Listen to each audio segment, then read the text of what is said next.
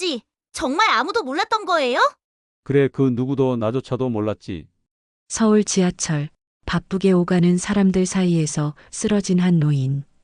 하지만 그의 몸속에서 발견된 건 단순한 이상, 소견이 아니었습니다. CT 필름에 반짝이며 드러난 정체불명의 보석, 그리고 그와 얽힌 수십 년간의 비밀. 평생을 숨어 지내던 한 남자의 과거가 한순간에 세상에 드러나는 순간 가족과 세상은 충격에 휩싸입니다. 단순한 노숙자가 아니라 세계의 무대를 누볐던 외교관의 그림자 같은 인생. 이제 숨겨진 진실이 드러나려 합니다. 당신이라면 믿을 수 있겠습니까?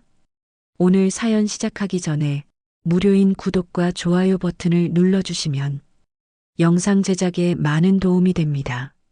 감사합니다. 서울 지하철 1호선 구로역 지하 통로. 새벽 5시 30분 첫 차가 들어오기 전까지는 아직 1시간이 남았습니다. 차가운 콘크리트 바닥 위에 신문지 몇 장을 깔고 그 위에 낡은 군용 외투를 덮은 채 웅크리고 있는 한 노인이 있었습니다. 김영석, 77살. 그의 얼굴은 세월의 무게로 깊게 패인 주름들이 마치 지도처럼 새겨져 있었고 한때 반듯했을 어깨는 이제 구부정하게 굽어 있었습니다. 김영석의 손을 자세히 보면 여전히 그 흔적들이 남아 있었습니다.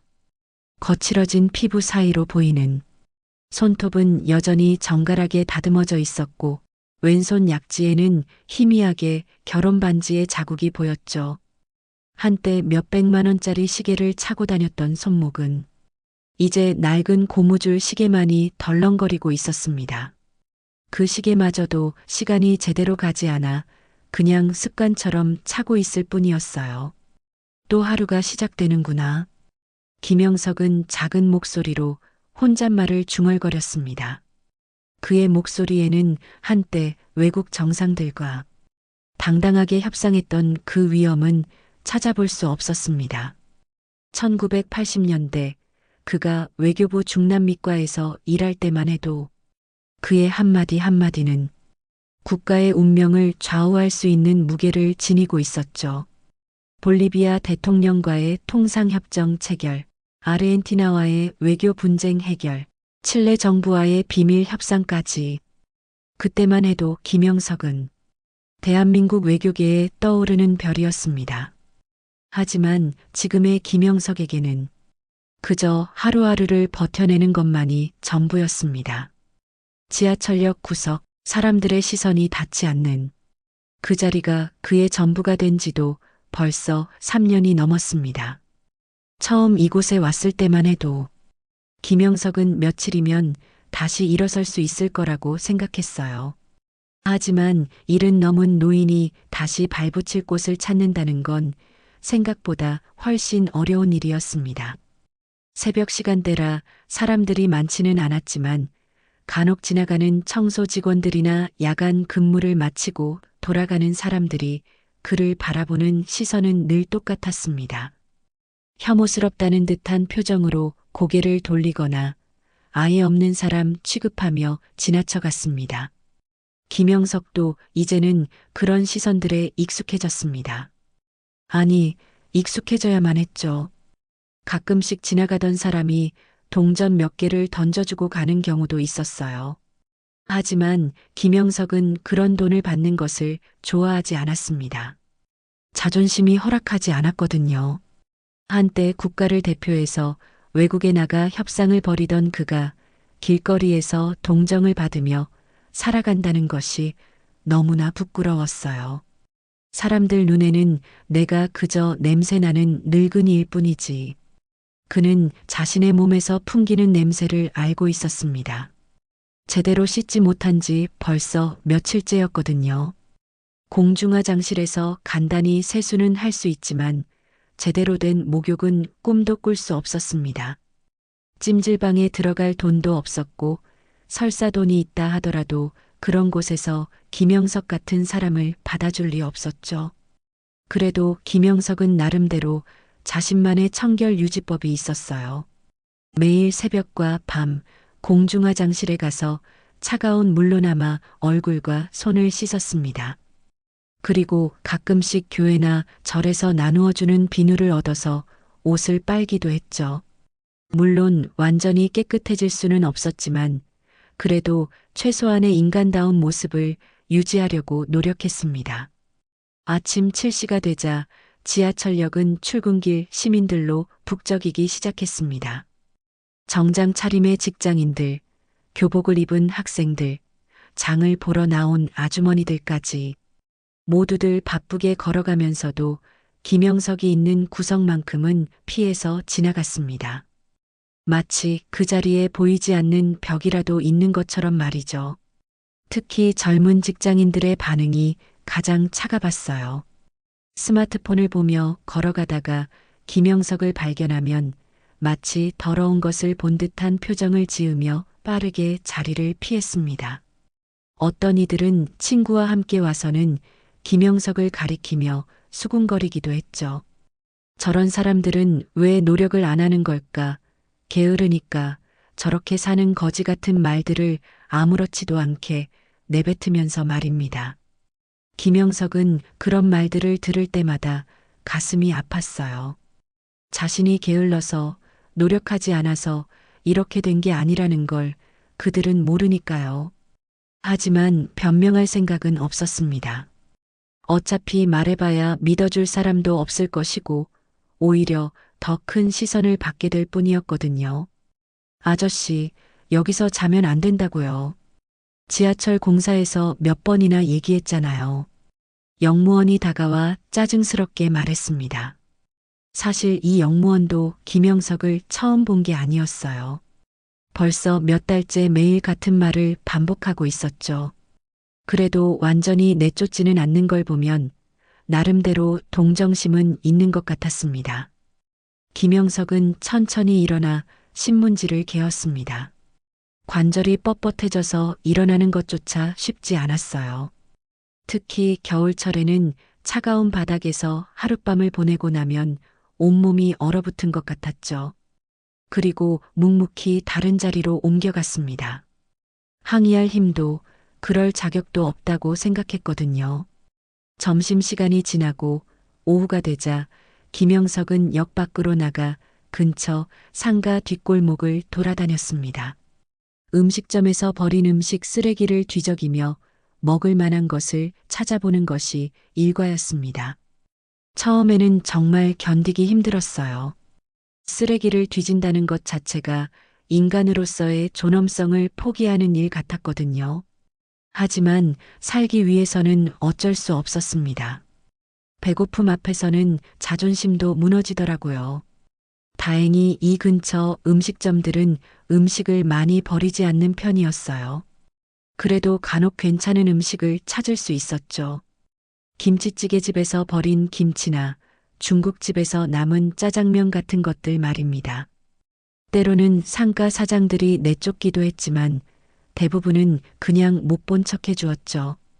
어떤 음식점 아주머니는 가끔씩 일부러 포장해서 쓰레기통 위에 올려놓기도 했어요. 직접 주기는 민망하지만 그래도 도움을 주고 싶어 하는 마음이었겠죠. 김영석은 그런 작은 친절들에 늘 감사했습니다. 저녁 8시쯤 김영석은 다시 구로역으로 돌아왔습니다. 지하철역은 퇴근 시간이라 아침보다도 더 붐볐습니다. 사람들은 각자의 집으로, 각자의 가족에게로 돌아가고 있었죠. 김영석만이 돌아갈 집도 기다리는 가족도 없이 역 구석자리로 향했습니다. 아빠는 언제 집에 와? 지나가던 아이가 엄마에게 묻는 소리가 들렸습니다. 김영석의 가슴이 쿵 내려앉았습니다. 그에게도 한때는 그렇게 아빠를 기다리던 딸이 있었고 남편을 기다리던 아내가 있었는데 지금 그들이 어디서 무엇을 하고 있는지 김영석은 알 수 없었습니다. 밤 11시 지하철 운행이 끝나자 역 안은 조용해졌습니다. 청소 직원들이 바닥을 닦고 보안 요원들이 순찰을 돌았지만 김영석이 있는 구석만큼은 그들도 슬쩍 눈 감아 주었습니다. 김영석은 신문지를 다시 덮으며 하루를 정리했습니다. 오늘도 별일 없이 하루가 지나갔네요. 하지만 김영석은 아직 모르고 있었습니다. 자신의 인생이 곧 완전히 바뀔 거라는 사실을 말이죠. 다음 날 아침 김영석은 평소보다 더 일찍 잠에서 깨어났습니다. 몸이 이상했거든요. 어지럽고 식은땀이 흘렀습니다. 하지만 대수롭지 않게 생각했어요. 며칠째 제대로 된 음식을 먹지 못했으니 당연한 일이라고 여겼죠. 김영석은 천천히 일어나 공중화장실로 향했습니다. 거울에 비친 자신의 모습은 더욱 초라해 보였어요. 볼이 푹 꺼지고 눈가에는 다크서클이 짙게 드리워져 있었습니다. 세수를 하는 동안에도 계속 어지러움이 몰려왔습니다. 김영석은 찬물로 얼굴을 여러 번 적시며 정신을 차리려 했어요. 나이가 나이인데 이 정도야 뭐. 그는 스스로를 달래며 화장실을 나왔습니다. 하지만 걸음걸이가 평소보다 훨씬 불안정했어요. 벽을 짚고 걸어야 할 정도였죠. 구로역 지하 통로는 이미 출근길 사람들로 붐비고 있었습니다. 김영석은 평소 자리인 구석으로 돌아가려 했지만 계단을 오르는 것조차 힘들었어요. 한 걸음 한 걸음 디딜 때마다 다리에 힘이 빠지는 느낌이었습니다. 숨도 가빠지고 가슴이 답답했죠. 괜찮습니다. 조금만 쉬면 나아질 거예요. 김영석은 계단 중간쯤에 잠시 멈춰 섰습니다. 손잡이를 꽉 잡고 깊게 숨을 들이마셨어요. 지나가던 사람들이 짜증스럽게 그를 밀치며 지나갔지만 김영석은 움직일 수가 없었습니다. 온몸이 떨리기 시작했거든요. 그때 갑자기 눈앞이 깜깜해졌습니다. 마치 누군가 전등을 끈 것처럼 순식간에 모든 것이 보이지 않았어요. 김영석은 손잡이를 놓치며 그대로 계단 아래로 굴러떨어졌습니다. 쿵 하는 소리와 함께 콘크리트 바닥에 머리를 부딪혔죠. 저기 사람이 쓰러졌어요. 제일 먼저 김영석을 발견한 것은 20살쯤 되어 보이는 여대생이었습니다. 이소희라는 이름의 간호학과 학생이었죠. 다른 사람들은 모두 피하며 지나갔지만 소희는 달랐습니다. 곧바로 김영석에게 다가가 상태를 확인했어요. 할아버지, 괜찮으세요? 눈 뜨세요. 소희는 김영석의 맥박을 확인하며 급하게 외쳤습니다. 맥박은 뛰고 있지만 매우 불규칙했어요. 그리고 머리에서 피가 조금씩 흘러나오고 있었죠. 소희는 망설이지 않고 휴대폰을 꺼내 119에 신고했습니다. 여보세요, 119입니다. 지하철 1호선 구로역에서 할아버지 한 분이 계단에서 굴러떨어져 의식을 잃었습니다. 머리에서 출혈이 있고요. 빨리 와주세요. 소희의 목소리는 떨렸지만 또렷했습니다.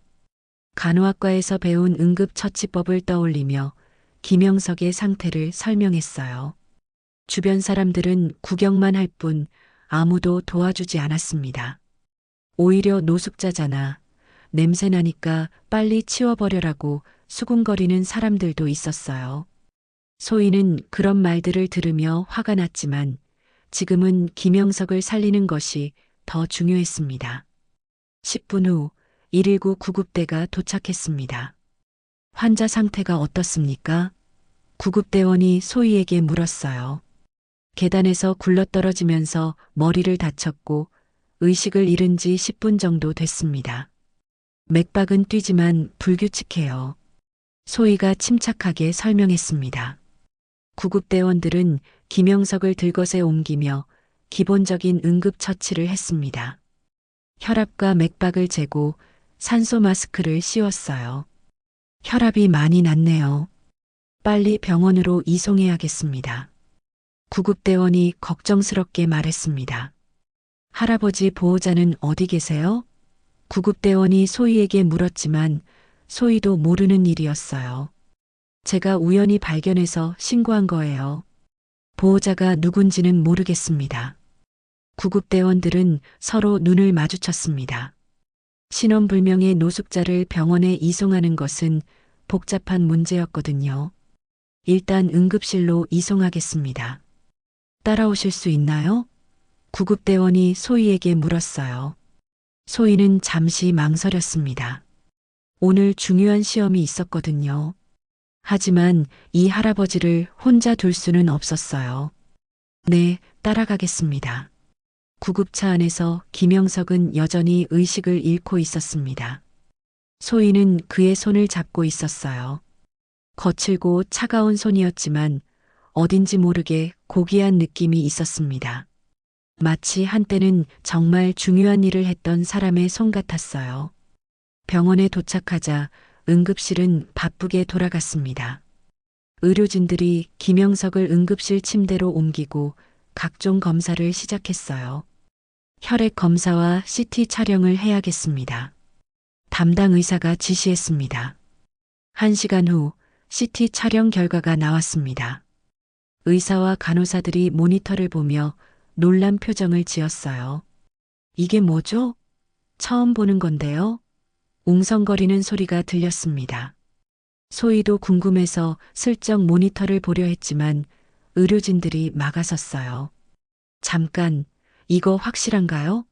방사선과 전문의가 급하게 응급실로 내려왔습니다. 그리고 다시 한번 CT 영상을 자세히 들여다보았어요. 맞습니다. 두개골 안쪽에 분명히 금속 물체가 있어요. 그런데 이게... 의사는 말을 멈췄습니다. CT 영상 속에서 김영석의 두개골 뼈 안쪽에는 동전 크기 정도의 무언가가 반짝이고 있었습니다. 그것은 분명 일반적인 의료용 임플란트가 아니었어요. 마치 보석처럼 빛나고 있었거든요. 이건 수술로 넣은 게 아닌 것 같은데요. 자연스럽게 박혀 있어요. 환자가 깨어나면 자세한 얘기를 들어봐야겠습니다. 담당이가 심각한 표정으로 말했습니다. 그 순간 김영석이 작은 신음소리를 내며 눈을 떴어요. 흐릿한 의식 속에서 김영석은 천장에 하얀 불빛을 보았습니다. 여기가 어디인지, 무슨 일이 일어났는지 기억이 나지 않았어요. 할아버지, 정신 차리셨나요? 소희가 다가와 걱정스럽게 물었습니다. 김영석은 천천히 고개를 돌려 소희를 바라보았어요. 낯선 얼굴이었지만 따뜻한 눈빛이었습니다. 여기가 어디죠? 김영석의 목소리는 쉰 목소리였어요. 병원이에요. 지하철역에서 쓰러지셔서 제가 신고했어요. 소희가 설명했습니다. 그때 담당이가 다가왔어요. 환자분, 저는 이 병원 응급의학과 의사입니다. 몇 가지 여쭤보고 싶은 게 있는데요. 의사의 표정이 심각했습니다. 김영석은 무언가 심상치 않다는 것을 직감했습니다. 의사들의 표정이 너무 진지했거든요. 무슨 일인가요? 그가 떨리는 목소리로 물었습니다. 의사는 잠시 망설이다가 입을 열었어요. CT 촬영 결과 환자분의 두개골 안에 특이한 물체가 발견되었습니다. 특이한 물체라니 무슨 말씀이신가요? 김영석은 침대에서 몸을 일으키려 했지만 어지러움 때문에 다시 누워야 했습니다. 담당이는 태블릿을 들고 와서 CT 영상을 보여주었어요. 이것 좀 보세요. 환자분의 두개골 안쪽, 정확히는 측두골 부근에 이런 물체가 박혀 있습니다. 모니터 화면에는 동전 크기만 한 무언가가 뚜렷하게 보였습니다. 그것은 마치 다이아몬드처럼 반짝이고 있었어요. 일반적인 의료용 임플란트와는 완전히 달랐죠. 이게 제 머릿속에 있다는 말씀입니까? 김영석의 목소리가 떨렸습니다. 네, 그런데 더 놀라운 건 이 물체가 수술로 넣어진 게 아니라는 점입니다. 의사가 설명을 이어갔어요. 보통 이런 경우라면 수술 흔적이나 상처 자국이 남아 있어야 하는데 환자분의 두피에는 그런 흔적이 전혀 없어요. 마치 원래부터 거기 있었던 것처럼 자연스럽게 박혀 있습니다. 소희도 놀란 표정으로 CT 영상을 바라보았습니다. 간호학과에서 배운 해부학 지식으로는 이해할 수 없는 상황이었어요. 그럼 이건 어떻게 들어간 건가요? 소희가 물었지만 의사도 답을 하지 못했습니다. 그때 김영석의 머릿속에 어렴풋한 기억 하나가 떠올랐습니다. 1982년 볼리비아 라파스에서 있었던 그 끔찍한 사건 말이죠. 아, 그때 일이군요. 김영석이 작은 목소리로 중얼거렸습니다. 의사와 소희가 그의 말을 듣고 다가왔어요. 그때 일이라니요? 혹시 언제 어떻게 된 일인지 기억하시나요? 의사가 급하게 물었습니다.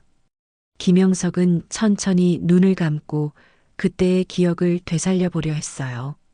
하지만 아직 머리가 어수선해서 정확한 기억이 나지 않았습니다.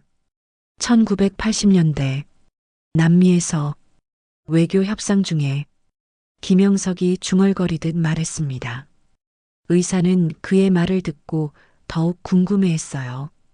외교 협상이라고 하셨나요? 혹시 환자분이 외교관이셨습니까?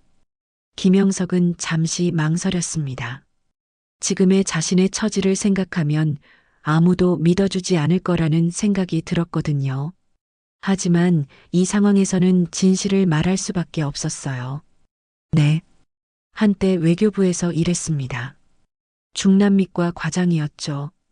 의사와 소희는 놀란 표정을 감추지 못했습니다. 지하철역에서 노숙하던 그 할아버지가 외교관 출신이라니. 그럼 그 보석 같은 물체도 그때와 관련이 있는 건가요? 의사가 물었습니다. 보석. 김영석이 그 단어를 듣자 더욱 선명한 기억이 떠올랐습니다. 맞습니다. 그건 에메랄드예요. 콜롬비아산 에메랄드죠. 그의 목소리에는 확신이 담겨 있었어요. 1982년 볼리비아에서 외교 협상 중에 반군들에게 납치당했을 때 그들이 제 머리에 박아 넣은 거예요. 반군이 왜 그런 짓을 했나요? 소희가 궁금해하며 물었습니다. 김영석은 깊은 한숨을 쉬며 말했어요. 국제 밀수를 피하기 위해서였죠. 당시 콜롬비아와 볼리비아 국경지대는 마약과 보석 밀수의 통로였거든요. 반군들은 외교관인 저를 이용해서 보석을 안전하게 빼돌리려 했던 거예요. 병실하는 순간 정적에 휩싸였습니다. 김영석의 이야기는 너무나 충격적이었거든요. 그럼 그 에메랄드의 가치는 얼마나 되는 건가요? 의사가 조심스럽게 물었습니다. 정확히는 모르겠지만 당시 기준으로 최소 몇억 원은 될 거예요. 지금 가치로는 김영석이 말을 멈췄습니다. 자신도 정확한 가치를 계산하기 어려웠거든요. 아마도 수십억 원은 될 것 같습니다. 그 순간 병실 문이 열리며 경찰관 2명이 들어왔습니다. 실례합니다. 저희는 구로서 형사과입니다. 병원에서 신고를 받고 왔는데요. 한 경찰관이 공손하게 말했습니다. 의사가 경찰에 신고한 것이었어요. 환자분, 저희가 몇 가지 확인하고 싶은 게 있습니다. 경찰관이 의자를 끌어당기며 앉았어요. CT 촬영에서 발견된 물체에 대해 설명해 주실 수 있나요? 김영석은 다시 한번 자신의 이야기를 반복했습니다. 1982년 볼리비아에서의 납치 사건, 반군들의 보석 밀수 시도, 그리고 자신의 머리에 박힌 에메랄드에 대해서 말이죠. 경찰관들은 메모를 하며 진지하게 들었어요. 그럼 환자분은 40년 넘게 그 에메랄드를 머리에 지니고 계셨다는 말씀이신가요? 경찰관이 확인했습니다. 네, 그렇습니다. 한국에 돌아와서도 수술로 빼낼 생각을 했지만 김영석이 말을 멈췄어요. 그 뒤의 이야기는 너무 개인적이었거든요. 왜 빼내지 않으셨나요? 경찰관이 추궁했습니다. 김영석은 쓴웃음을 지었어요. 가족들이 제가 미쳤다고 생각했거든요. 머리에 보석이 박혀 있다는 말을 누가 믿겠어요? 결국 가족들과 멀어지게 되었고, 그때 병실 밖에서 웅성거리는 소리가 들렸습니다. 복도에는 기자들이 몰려들기 시작했어요. 어떻게 소식이 새어나갔는지 벌써 몇몇 언론사에서 취재진을 보낸 것이었습니다. 노숙자 머리에서 수십억 원짜리 보석 발견이라는 소식은 너무나 자극적이었거든요. 기자들이 벌써 왔네요. 경찰관이 창문 밖을 보며 말했습니다. 병원 앞에는 방송국 중계차들이 줄지어 서 있었어요. 환자분, 지금부터는 매우 조심하셔야 할 것 같습니다. 이런 고가의 보석 이야기가 알려지면 경찰관의 말이 끝나기도 전에 병실 문이 다시 열렸습니다. 이번에는 정장을 입은 중년 남성이 들어왔어요. 안녕하세요. 저는 이 병원 원장입니다. 환자분과 긴급히 상의할 일이 있어서 왔습니다. 원장의 표정은 매우 심각했습니다. 지금 외부에서 이 사건에 대한 관심이 급속히 커지고 있습니다. 외국 언론사에서도 연락이 오고 있어요. 그런데 문제는 원장이 잠시 말을 멈췄습니다. 무슨 문제인가요? 김영석이 불안해하며 물었습니다. 원장은 깊은 한숨을 쉬며 말했어요. 방금 전 콜롬비아 영사관에서 연락이 왔습니다. 그 에메랄드가 40년 전에 도난당한 국보급 보석일 가능성이 있다고 하네요. 병실 안의 모든 사람들이 충격에 빠졌습니다. 단순한 밀수품이 아니라 국보급 보석이라니. 그럼 이제 어떻게 되는 건가요? 소희가 떨리는 목소리로 물었습니다. 경찰관이 무전기로 누군가와 통화를 하더니 김영석을 바라보았습니다. 환자분, 일단 치료가 끝나면 저희와 함께 서해 가셔서 정식 조사를 받으셔야 할 것 같습니다. 그리고 경찰관이 잠시 망설이더니 말했어요. 보안상 문제로 지금부터 경호가 필요할 수도 있습니다. 김영석은 갑작스러운 상황 변화에 당황했습니다. 어제까지만 해도 지하철역에서 하루하루를 연명하던 그가 하루 만에 국제적인 사건의 중심인물이 되어버린 것이었어요. 제 인생이 이렇게 바뀔 줄은 꿈에도 몰랐습니다. 창밖에서는 기자들의 플래시가 번쩍이고 있었고 병원 로비에는 점점 더 많은 사람들이 몰려들고 있었습니다. 김영석의 새로운 인생이 시작되고 있었어요. 하지만 그는 아직 모르고 있었습니다. 이것이 단지 시작일 뿐이라는 사실을 말이죠. 다음 날 아침 김영석의 병실 앞은 완전히 다른 세상이 되어 있었습니다. 복도에는 기자들과 카메라맨들이 줄지어 서 있었고 병원 로비는 구경꾼들로 발 디딜 틈이 없었어요. 노숙자에서 억만장자로라는 자극적인 헤드라인이 모든 신문 일면을 장식했습니다. 김영석은 창문 밖을 내다보며 한숨을 쉬었어요. 평생 조용히 살고 싶었는데 하루 만에 전국적인 관심의 대상이 되어버린 것이었습니다. 그때 병실 문이 열리며 낯선 사람들이 들어왔어요. 삼촌, 제일 먼저 들어온 것은 40대 중반의 남성이었습니다. 김영석은 그를 보자 얼굴이 굳었어요. 너는 영수구나. 바로 김영석의 조카였습니다. 20년 넘게 연락이 끊어졌던 조카가 갑자기 나타난 것이죠. 김영수 뒤로는 그의 아내와 다른 친척들까지 우르르 몰려들었습니다. 삼촌, 그동안 어디 계셨어요? 얼마나 찾았는데. 영수의 아내가 억지로 눈물을 짜내며 말했어요. 하지만 김영석은 그들의 진심을 의심했습니다. 20년 동안 한 번도 연락하지 않더니 지금 와서는 왜? 김영석이 차갑게 물었습니다. 영수는 당황한 기색을 보이며 변명했어요. 삼촌이 실종되신 줄 알았어요. 경찰서에도 신고하고 그랬는데. 거짓말하지 마라. 김영석의 목소리에는 분노가 담겨 있었어요. 너희들이 날 정신병원에 보내려 했던 것도 잊었나? 내가 머리에 보석이 박혀 있다고 말했을 때 너희들이 뭐라고 했는지 기억 안 나나? 영수는 말문이 막혔습니다.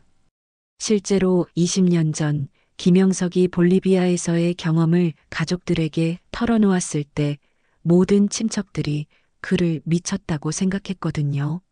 삼촌은 원래부터 정신이 이상했다며 정신병원 입원을 추진했던 것도 영수였어요. 지금은 그런 게 중요한 게 아니잖아요.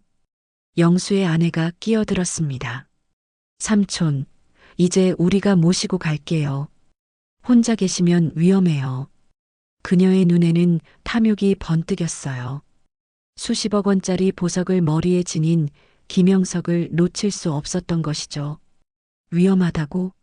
김영석이 비웃었습니다. 내가 지하철역에서 3년 동안 노숙할 때는 위험하지 않았나? 그때는 왜 찾아오지 않았지? 친척들은 할 말을 잃었어요. 그때 병실 문이 다시 열리며 한 여성이 들어왔습니다. 50대 초반으로 보이는 단정한 차림의 여성이었어요. 김영석은 그녀를 보자 눈물이 핑 돌았습니다. 수연아. 바로 그의 딸이었어요. 김수연은 아버지를 보자 주저앉으며 울음을 터뜨렸습니다. 아버지, 정말 아버지세요? 그녀는 20년 만에 아버지를 만나는 것이었어요. 김영석도 딸을 보며 눈물을 흘렸습니다. 수연아, 많이 컸구나. 아버지, 그동안 어디 계셨어요?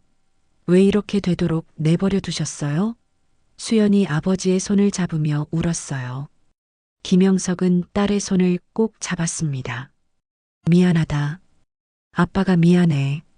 친척들은 갑자기 나타난 수연을 경계의 눈으로 바라봤어요. 김영석의 직계 가족인 딸이 나타나면 상속 문제가 복잡해지거든요. 수연아, 너도 왔구나. 영수가 어색하게 인사했습니다. 영수 삼촌. 수연은 영수를 보며 복잡한 표정을 지었어요. 20년 전 아버지를 정신병자 취급하며 집에서 내쫓는데 앞장섰던 것이 바로 영수였거든요. 그때 왜 그러셨어요? 아버지 말씀이 사실이었는데. 그때는 누가 그런 말을 믿겠어? 영수가 변명했습니다. 머리에 보석이 박혀 있다니 그런 황당한 소리를. 황당한 소리가 아니었잖아요.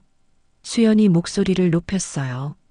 아버지가 그때 얼마나 억울해 하셨는데, 가족들이 믿어주지 않아서 얼마나 힘들어 하셨는데, 병실 안의 분위기가 험악해졌습니다. 친척들과 딸 사이에 팽팽한 긴장감이 흘렀어요. 그때 한 남성이 병실로 들어왔습니다. 수연의 남편인 박정호였어요. 여보, 여기 있었구나. 정호가 들어오더니 김영석을 힐끗 보았습니다. 그의 눈에는 묘한 계산이 번뜩였어요. 장인어른, 안녕하세요. 정호가 공손하게 인사했지만 그 속마음은 달랐습니다. 정호는 수연과 결혼한 지 15년이 되었지만 늘 경제적으로 어려웠어요. 사업이 번번이 실패했고 빚도 많았습니다. 그런데 갑자기 장인이 수십억 원짜리 보석을 가지고 나타난 것이었어요. 이번 기회를 놓치면 안 된다고 생각했죠. 장인어른, 이제 우리 집으로 모시고 가겠습니다. 정우가 말했습니다. 그런데 그의 말투에는 어딘지 모르게 계산적인 느낌이 있었어요. 김영석은 사위의 진심을 의심했습니다. 아니에요, 아버지. 수연이 남편을 제지했어요. 아버지께서 원하시는 대로 하세요. 억지로 모시고 가지는 않을게요. 수연만은 진심으로 아버지를 걱정하고 있었어요. 하지만 정우는 달랐습니다.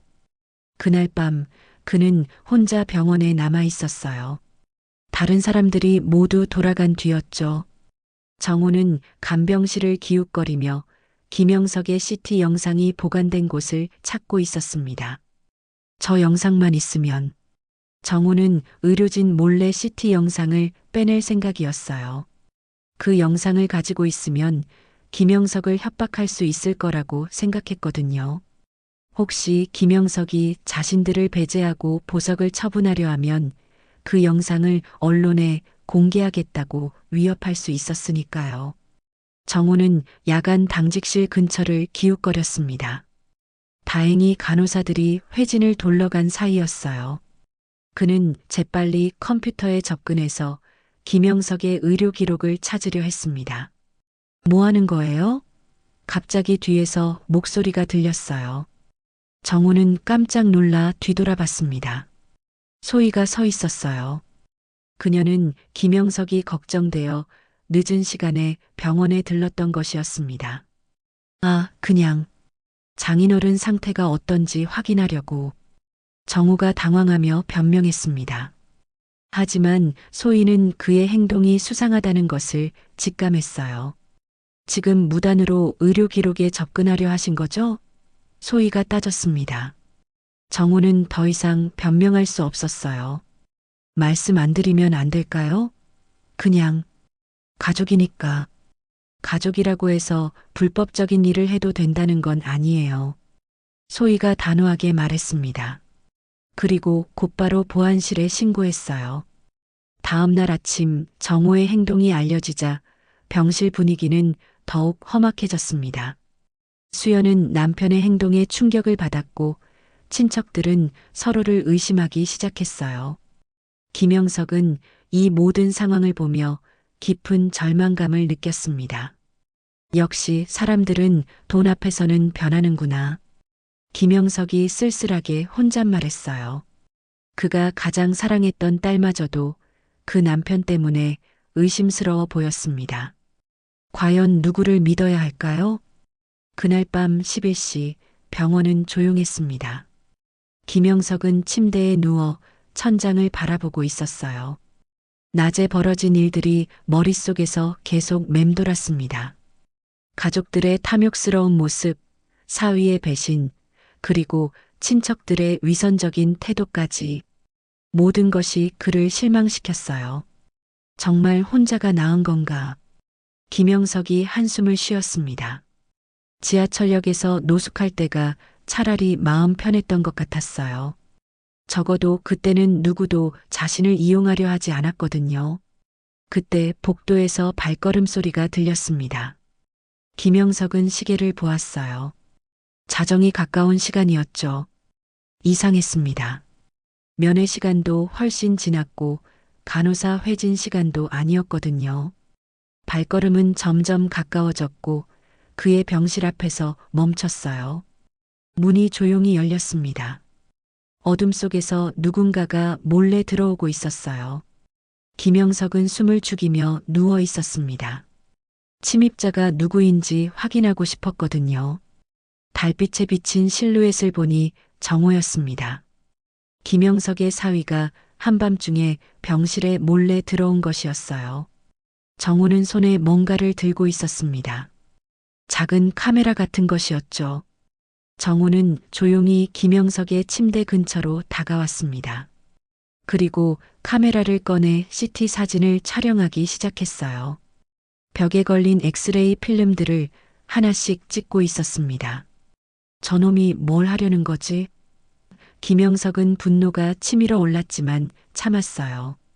정호의 진짜 속셈을 알고 싶었거든요. 정호는 CT 영상을 모두 촬영한 후 김영석의 의료 차트까지 사진으로 찍었습니다. 그 다음 정호가 한 행동은 더욱 충격적이었어요. 그는 휴대폰을 꺼내 누군가에게 문자를 보내기 시작했습니다. 김영석은 눈을 살짝 뜨고 정호의 행동을 지켜봤어요. 사진 확보했음. 내일 언론사에 팔 예정. 장인 몰래 보석 가치 평가받을 것임. 정호가 문자를 보내는 것이 보였습니다. 받는 사람은 그의 사업 파트너인 것 같았어요. 김영석은 경악했습니다. 사위가 자신의 의료 정보를 팔려고 하다니. 그것도 자신 몰래 보석의 가치를 평가받으려는 계획까지 세우고 있었어요. 이는 명백한 배신이었습니다. 정호는 문자를 다 보낸 후 조심스럽게 병실을 나가려 했습니다. 하지만 그때 김영석이 갑자기 일어났어요. 뭘 하는 거냐? 정호는 깜짝 놀라 휴대폰을 떨어뜨렸습니다. 장인어른. 깨어 계셨군요. 그는 당황한 기색을 감추려 했지만 소용없었어요. 내 의료 기록을 왜 촬영하는 거냐? 김영석이 침대에서 일어나며 추궁했습니다. 정우는 변명할 말을 찾지 못했어요. 그게 장인어른의 안전을 위해서 정우가 어정쩡하게 말했습니다. 하지만 김영석은 이미 그의 문자 내용을 봤어요.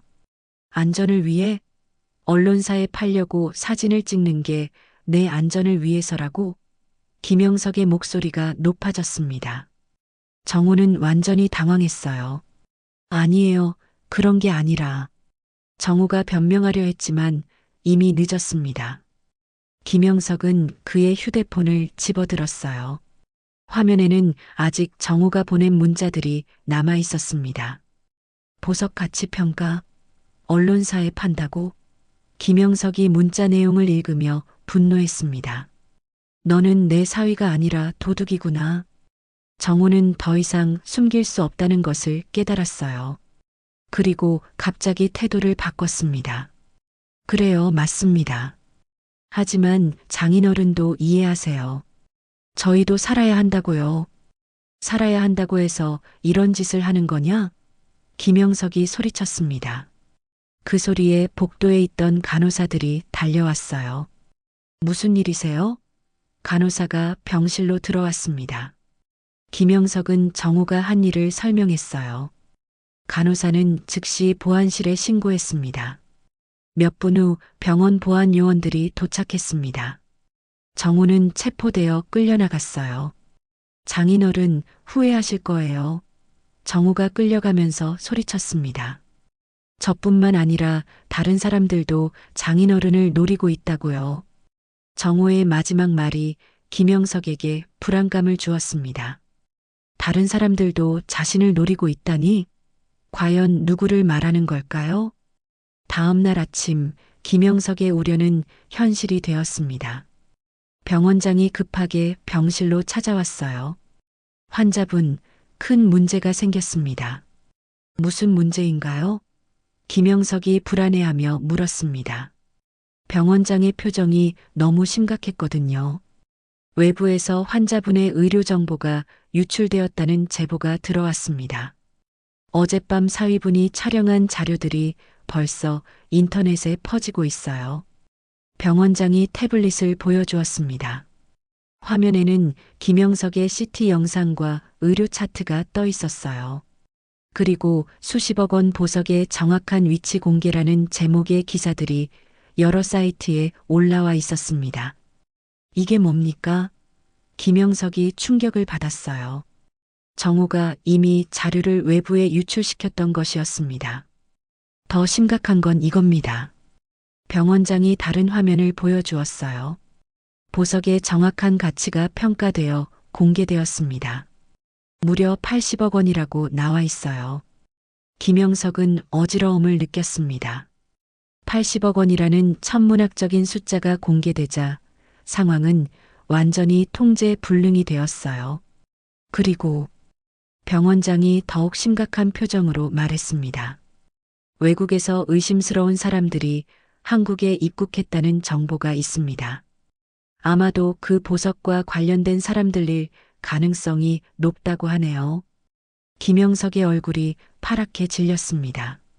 40년 전 볼리비아에서 만났던 그 무서운 사람들이 떠올랐거든요.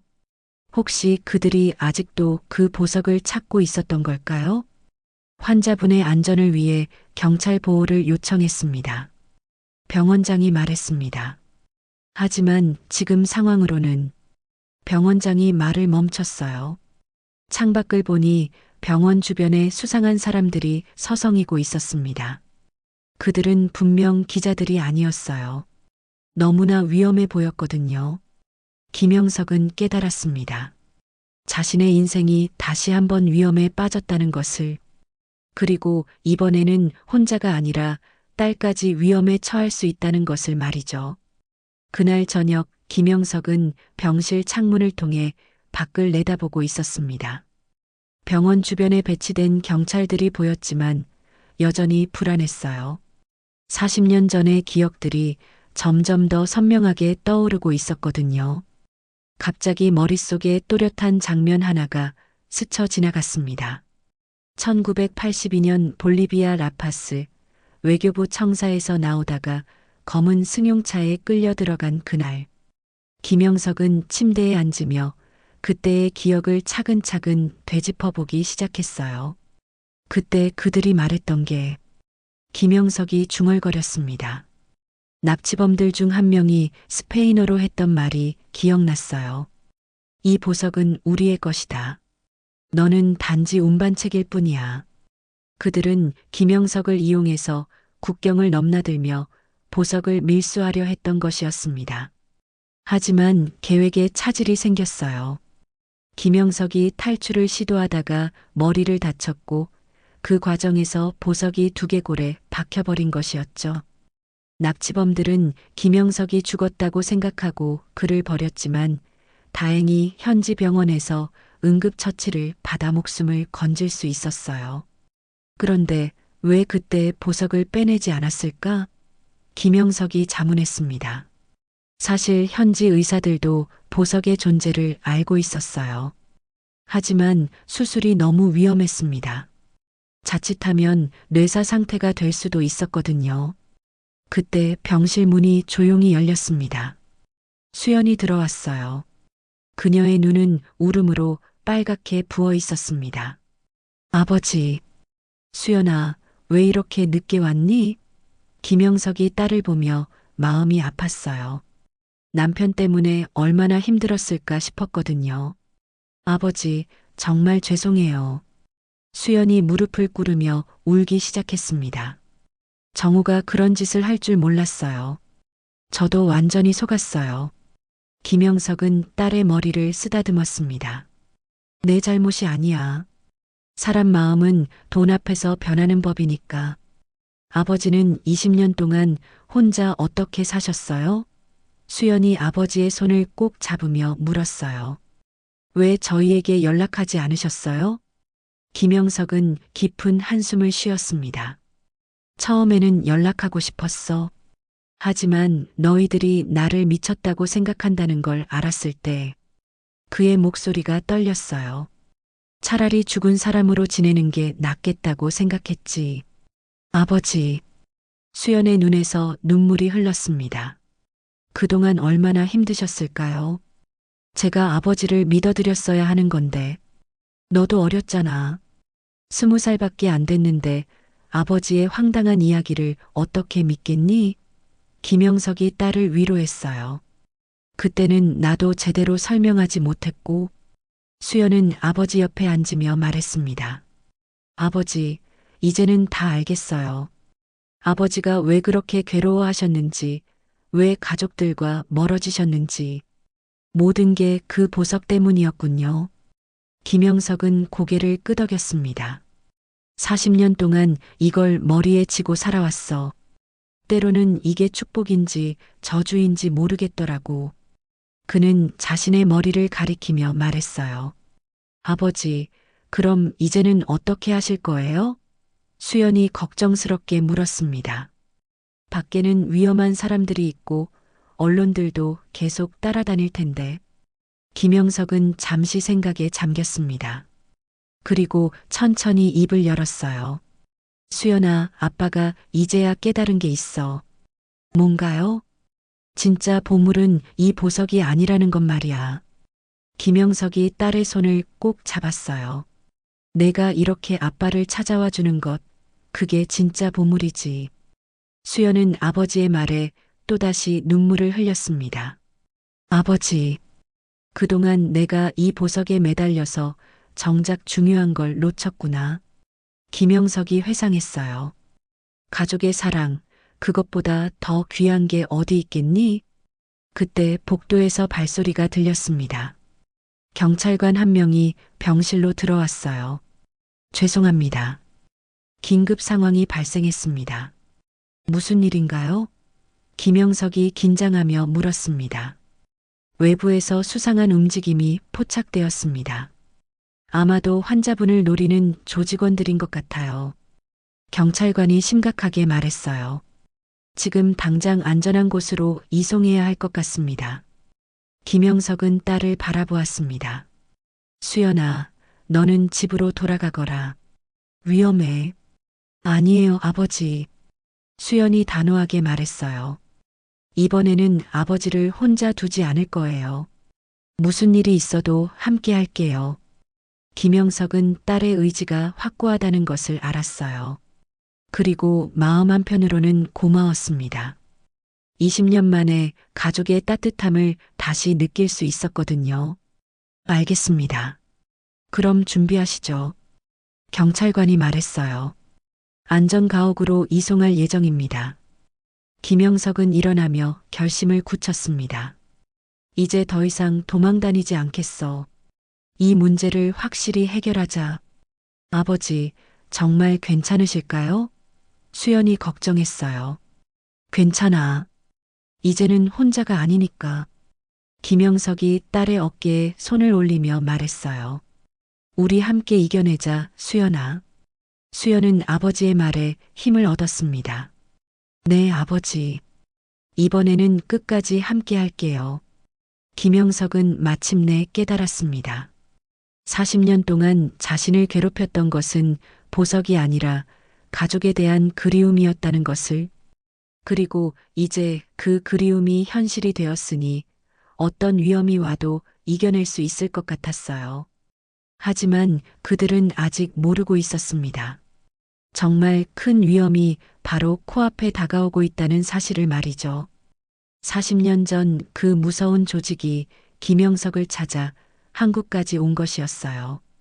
새벽 3시 김영석과 수연은 경찰의 호송하에 병원 옥상으로 향했습니다. 헬기를 이용해 안전가옥으로 이송하는 계획이었어요. 하지만 엘리베이터가 옥상에 도착하는 순간 모든 것이 틀어졌습니다. 꼼짝 마. 갑자기 어둠 속에서 낯선 목소리가 들렸어요. 스페인어였습니다. 김영석은 그 순간 40년 전의 악몽이 되살아나는 것을 느꼈습니다. 옥상에는 검은 정장을 입은 남자 3명이 기다리고 있었어요. 경찰관들은 즉시 총을 뽑았지만 이미 늦었습니다. 조직원들이 먼저 무기를 겨누고 있었거든요. 총을 내려놓아. 우리는 할아버지만 원한다. 김영석은 딸을 자신의 뒤로 숨기며 앞으로 나섰습니다. 수연이에게는 손대지 마라. 너희가 원하는 건 나잖아. 조직의 리더로 보이는 남자가 김영석을 보며 냉소적으로 웃었어요. 40년 만이군, 김영석. 우리가 얼마나 너를 찾았는지 알아? 너희들이 누구냐? 김영석이 물었지만 사실 짐작은 하고 있었어요. 40년 전 볼리비아에서 만났던 그 조직의 후예들일 가능성이 높았거든요. 우리는 에스메랄다 카르텔의 후계자들이다. 리더가 말했어요. 내가 훔쳐간 우리 조직의 보물을 되찾으러 왔지. 훔친 게 아니야. 김영석이 소리쳤습니다. 너희들이 내 머리에 억지로 박아 넣은 거잖아. 그건 중요하지 않다. 리더가 차갑게 말했어요. 중요한 건 그 에메랄드가 우리 조직의 것이라는 사실이지. 40년 동안 우리가 얼마나 많은 돈을 잃었는지 알아? 수연이 아버지 뒤에서 떨고 있는 것이 느껴졌습니다. 김영석은 딸을 보호해야 한다는 의지로 가득 찼어요. 내가 원하는 대로 해주겠어.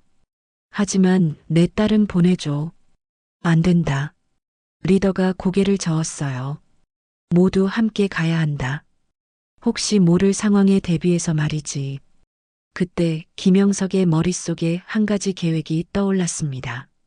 40년 동안 품고 있던 비밀이 하나 더 있었거든요. 잠깐, 너희들이 모르는 게 있어. 뭐가? 그 에메랄드. 진짜가 아닐 수도 있다는 거야. 김영석이 조심스럽게 말했어요. 사실 40년 전부터 그는 의심하고 있었습니다. 너무 쉽게 손에 들어온 보석이었거든요. 조직원들이 서로 눈빛을 교환했습니다. 무슨 소리야? 볼리비아에서 너희들이 나를 납치할 때 진짜 에메랄드는 따로 숨겨두고 가짜를 내 머리에 박았을 수도 있잖아. 김영석이 설명했어요. 혹시 모를 상황에 대비해서 말이야. 리더의 얼굴이 굳어졌습니다. 설마, 확인해보고 싶으면 지금 당장 수술해도 돼. 김영석이 담담하게 말했어요. 하지만 만약 가짜라면 너희들은 40년 동안 허시를 한 거지. 그 순간 옥상 문이 벌컥 열리며 특수부대원들이 들이닥쳤습니다. 모두 엎드려. 경찰이 미리 계획한 작전이었어요. 김영석과 수연을 미끼로 조직원들을 유인한 것이었습니다. 총격전이 벌어졌습니다. 김영석은 재빨리 딸을 엘리베이터 쪽으로 밀어냈어요. 수연아, 어서 피해. 아버지. 수연이 소리쳤지만 김영석은 이미 조직원들 쪽으로 달려가고 있었습니다. 딸을 지키기 위해서였어요. 할아버지를 놓치지 마. 리더가 소리쳤지만 특수부대의 진압으로 상황은 급격히 역전되었습니다. 조직원 한 명이 체포되고 나머지 2명은 옥상 끝으로 몰렸어요. 김영석은 리더와 마주 서게 되었습니다. 이제 끝이야. 40년 동안의 악연도 여기서 끝내자. 아직 끝나지 않았다. 리더가 마지막 발악을 하며 김영석에게 달려들었어요. 두 사람은 옥상 바닥에서 몸싸움을 벌였습니다. 그 과정에서 김영석의 주머니에서 낡은 수첩 하나가 떨어졌어요. 40년 동안 간직해온 외교 일기장이었습니다. 그 수첩에는 당시 볼리비아에서 벌어진 모든 일들이 상세히 기록되어 있었어요. 이게 뭐야? 리더가 수첩을 집어들었습니다. 김영석은 그것을 보며 말했어요. 내가 40년 동안 숨겨온 진실이야. 그 안에 너희 조직의 모든 비밀이 들어있어. 리더가 수첩을 펼쳐보는 순간 얼굴이 창백해졌어요. 거기에는 에스메랄다 카르텔의 조직도, 거래 내역, 그리고 당시 관련된 정부 관계자들의 명단까지 모든 것이 기록되어 있었거든요. 이걸 어떻게... 리더가 당황했습니다. 김영석은 웃으며 말했어요. 나는 외교관이었어. 모든 것을 기록하고 보고하는 게 내 일이었지. 그때 특수부대원이 리더를 제압했습니다. 체포한다. 리더는 더 이상 저항할 수 없었어요. 김영석은 수연에게 달려가 딸을 꼭 안았습니다. 괜찮아. 이제 정말 끝났어. 아버지, 무사해서 다행이에요. 수연이 아버지를 끌어안으며 울었어요. 경찰 간부가 김영석에게 다가왔습니다. 이 일기장 덕분에 40년간 미해결이었던 국제사건을 해결할 수 있을 것 같습니다. 정말 대단하세요. 김영석은 고개를 저었어요. 나는 그저 살고 싶었을 뿐이야. 가족과 함께 평범하게 말이지. 아버지, 이제 정말 평범하게 살 수 있을까요? 수연이 물었습니다. 김영석은 딸의 손을 꼭 잡으며 말했어요. 그럼 이제 아무것도 우리를 방해할 수 없어. 우리는 이제 자유야. 헬기가 도착했고 김영석과 수연은 마침내 안전한 곳으로 향할 수 있었습니다. 40년 동안 계속된 악몽이 드디어 끝난 것이었어요. 하지만 진짜 새로운 시작은 이제부터였습니다. 옥상에서 바라본 새벽 하늘이 밝아오고 있었어요. 김영석은 생각했습니다. 이제 진짜 새로운 인생이 시작되는구나. 딸과 함께라면 어떤 어려움도 이겨낼 수 있을 것 같았어요. 3개월 후 서울 국립중앙의료원 신경외과 수술실. 김영석은 수술대에 누워 있었습니다. 오늘이 바로 40년 동안 그의 머릿속에 박혀있던 에메랄드를 제거하는 날이었어요. 최고의 의료진이 투입되었고 국가에서 모든 비용을 지원했습니다. 환자분, 준비되셨나요? 담당 교수가 물었습니다. 김영석은 고개를 끄덕였어요. 수술실 밖에서는 수연이 기다리고 있었습니다. 걱정하지 마세요, 아버지. 꼭 성공할 거예요. 수연이 아버지의 손을 꼭 잡으며 말했어요. 김영석은 딸을 보며 미소를 지었습니다. 고마워, 수연아. 내가 있어서 아빠는 든든해. 마취가 시작되면서 김영석의 의식이 점점 흐려졌습니다. 그의 마지막 생각은 이제 정말 자유로워질 수 있구나였어요. 6시간 후 수술이 성공적으로 끝났습니다. 의료진은 아기 손바닥만 한 에메랄드를 조심스럽게 꺼내었어요. 그 보석은 정말로 아름다웠습니다. 40년 동안 김영석의 머릿속에서 빛을 발하고 있었던 것이죠. 수술이 성공했습니다. 담당 교수가 수연에게 알려주었어요. 수연은 안도의 눈물을 흘렸습니다. 정말 감사합니다. 김영석이 깨어난 것은 이틀 후였습니다. 그는 천천히 눈을 뜨며 주변을 둘러보았어요. 머리가 개운했습니다. 40년 동안 느꼈던 그 묵직한 느낌이 사라진 것이었어요. 아버지, 기분이 어떠세요? 수연이 다가와 물었습니다. 김영석은 자신의 머리를 만져보았어요. 붕대가 감겨 있었지만 확실히 가벼워진 느낌이었습니다. 정말 이상하네. 마치 새 사람이 된 것 같아. 김영석이 신기해하며 말했어요. 40년 동안 짊어지고 살았던 짐이 사라진 기분이야. 그때 병실로 정부 관계자 한 명이 들어왔습니다. 김영석 선생님, 안녕하세요. 저는 외교부에서 나왔습니다. 외교부요? 김영석이 놀랐어요. 네, 선생님께서 제공해 주신 40년 전 일기장 덕분에 국제적인 범죄 조직을 일망타진할 수 있었습니다. 관계자가 설명했어요. 그 공로를 인정받아 국가에서 포상을 하기로 했습니다. 김영석은 고개를 저었습니다. 포상은 사양하겠습니다. 저는 그저 조용히 살고 싶어요. 하지만 에메랄드 처리 문제는 어떻게 하시겠습니까? 관계자가 물었어요. 국고로 환수할 수도 있고 선생님께서 보상을 받으실 수도 있습니다. 김영석은 잠시 생각했습니다. 그리고 결심한 듯 말했어요. 국고로 환수해 주세요. 그 돈으로 노숙자들을 위한 시설을 만들면 좋겠어요. 수연이 아버지를 보며 감동했습니다. 아버지, 40년 동안 그 보석 때문에 고생했으니 이제는 다른 사람들을 위해 쓰이는 게 맞는 것 같아. 김영석이 말했어요. 나도 노숙자로 살아봤으니까 그들의 마음을 알거든. 관계자는 김영석의 결정에 감탄했습니다. 정말 훌륭한 결정입니다. 국가에서도 선생님의 뜻을 받들어 최선을 다하겠습니다. 한 달 후 김영석은 완전히 회복되어 퇴원했습니다. 언론들은 여전히 관심을 보였지만 예전만큼 과열되지는 않았어요. 사람들의 관심도 점차 다른 곳으로 옮겨갔습니다. 아버지, 이제 어디서 살고 싶으세요? 수연이 물었습니다.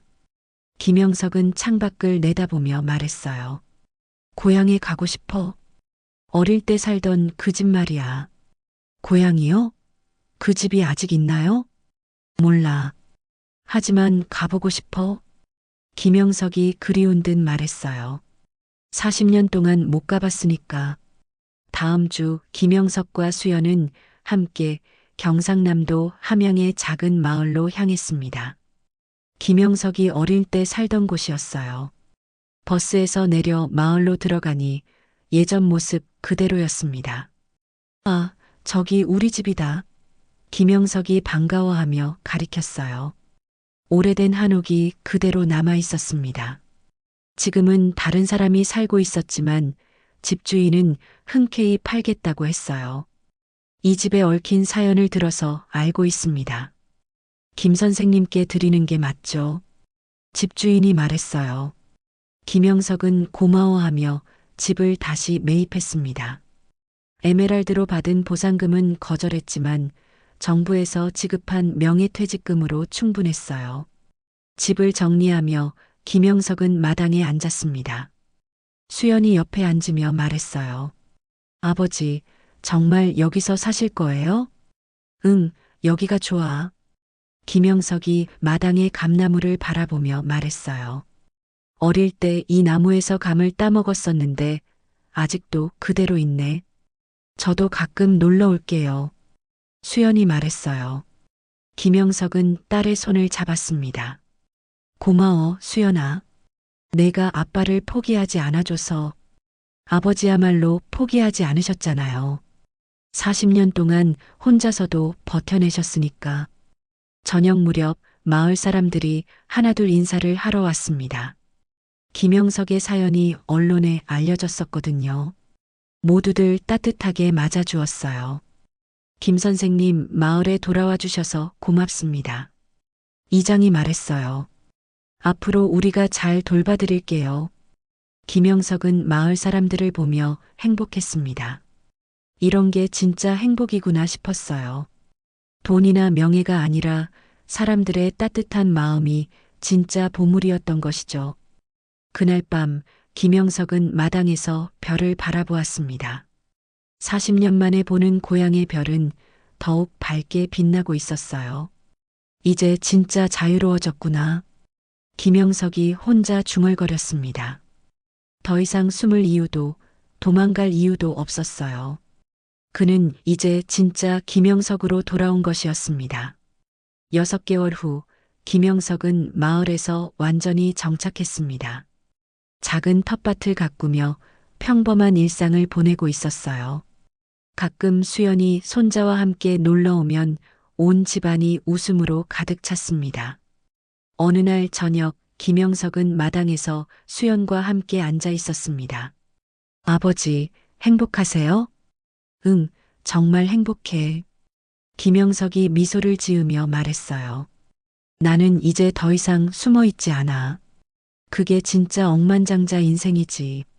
노숙자에서 다시 아버지로, 그리고 사람으로 돌아온 김영석의 미소가 석양에 물들어 빛나고 있었습니다. 그의 진짜 인생이 바로 지금부터 시작되는 것이었어요. 오늘 이야기 어떠셨나요? 작은 공감이 큰 응원이 됩니다. 구독과 좋아요 부탁드립니다. 알림 설정과 댓글로 여러분의 의견을 보내주시면 큰 힘이 됩니다. 더 많은 이야기로 다시 찾아오겠습니다.